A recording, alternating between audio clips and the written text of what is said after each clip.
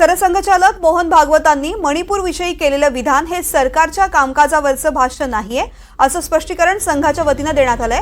2 दिवसांपूर्वी सरसंघचालकांनी तृतीय वर्ष प्रशिक्षण वर्गाच्या समारोपाच्या कार्यक्रमामध्ये बोलताना सरसंघचालक मोहन भागवत यांनी गेलं वर्षभर मणिपूर जळतंय असं विधान केलेलं होतं। त्यानंतर आता स्पष्टीकरण सुद्धा देण्यात आलेलं आहे।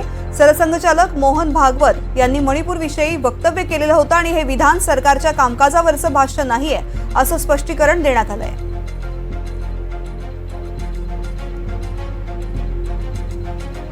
सरसंघचालकांचं हे विधान सरकारवरची टीका नाही असं संघातर्फे स्पष्ट करण्यात आलेलं आहे। 2 दिवसांपूर्वी सरसंघचालक मोहन भागवत यांनी हे वक्तव्य केलेलं होतं।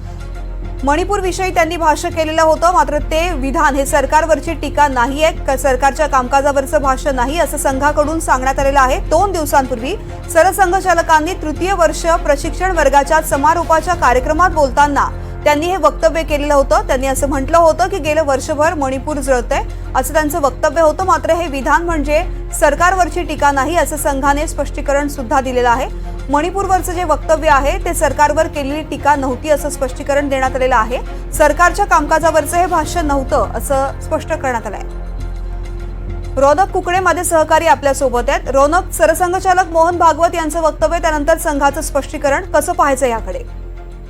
मुख्यतः आपण बघितलं की तृप्ती ज्या पद्धतीनं सरसंघचालक यांनी मुद्दा नागपुरातला आपल्या भाषणात मांडला होता, त्यानंतर सर्वच माध्यमांनी हा जो इशारा आहे तो भाजपला टीका करणारा इशारा आहे अशा स्वरूपाचं त्याचं इंटरप्रिटेशन केलं होतं। आणि 2 दिवसानंतर मात्र आता क्लॅरिफिकेशन संघाच्या वतीने देण्यात आलेलं आहे की संघाने किंवा सरसंघचालकांनी भाजपला उद्देशून हा स्टेटमेंट जे आहे ते केलेलं नव्हतं। आपल्याला माहिती आहे की ज्या पद्धतीचं लोकसभा निवडणुकीच्या आधी जे.पी. नड्डा जे भाजपचे राष्ट्रीय अध्यक्ष आहेत त्यांनी इंडियन एक्सप्रेसला दिलेल्या मुलाखतीत स्पष्ट केलं होतं की बीजेपी आता मोठं झालेलं आहे आणि त्यांना अलग संघाची गरज वाटत नाही। आणि त्यानंतर कुठे ना कुठेतरी असं सुप्त संघर्ष संघ आणि बीजेपी मध्ये आहे की काय असं एकंदरीत राजकीय वर्तुळाची खूप चर्चा जी आहे ती पाहायला मिळत होती। आणि त्यानंतर मोहन भागवतांचा जे वक्तव्य आलं त्यावरनं स्पष्ट होत होतं की साधारणतः संघ बीजेपीच्या कार्यपद्धतीवर कुठे ना कुठेतरी नाराज आहे। मात्र आता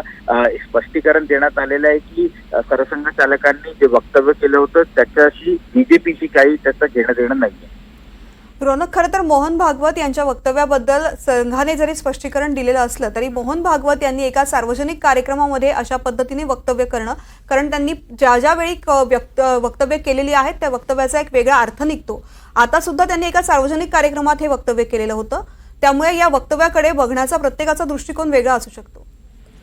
निश्चितपणे आपण म्हणू शकतो आणि मुख्यतः संघाची जी पद्धत आहे, ज्या पद्धतीची कार्यपद्धती संघाची राहिलेली आहे, मोहन भागवत स्पष्टपणे कुठल्याही संदर्भात कोणाचंही नाव घेऊन कधीच बोलत नाही। त्यांना जे बोलायचं असतं ते इशाऱ्यांमध्ये संकेतांमध्येच नेहमी बोलत असतात। आणि त्याच्यामुळे ज्या पद्धतीचं इंटरप्रिटेशन मीडियानी काढलं, संघाच्या कार्यकर्त्यांना किंवा संघाच्या पदाधिकाऱ्यांना आता असं वाटत असेल की याचा चुकीचा अर्थ काढला जातो, त्याच्यामुळे हे स्पष्टीकरण जे आहे ते देण्यात आलेलं आहे। मुख्यतः असं कधीच होत नाही की संघाने एखाद्या सरसंघचालकांनी वक्तव्य केल्यानंतर खूपच त्याच्यावर कॉन्ट्रोवर्सी झाली असेल तर ते स्पष्टीकरण काढतात। आपल्याला माहिती आहे की बिहारच्या विधानसभा निवडणुकीच्या वेळेस सरसंघचालक मोहन भागवतने आरक्षण संदर्भातलं एक विधान केलं होतं। त्याचं इंटरप्रिटेशन असं करण्यात आलं की सरकार जर केंद्रात बीजेपी चालत आता संविधान किंवा आरक्षण कमी करू शकतं। आणि त्यानंतर खूप या संदर्भात टीका टिप्पणी झाली होती, बीजेपीला देखील अनेक लोकांनी निशाणावर घेतलं होतं।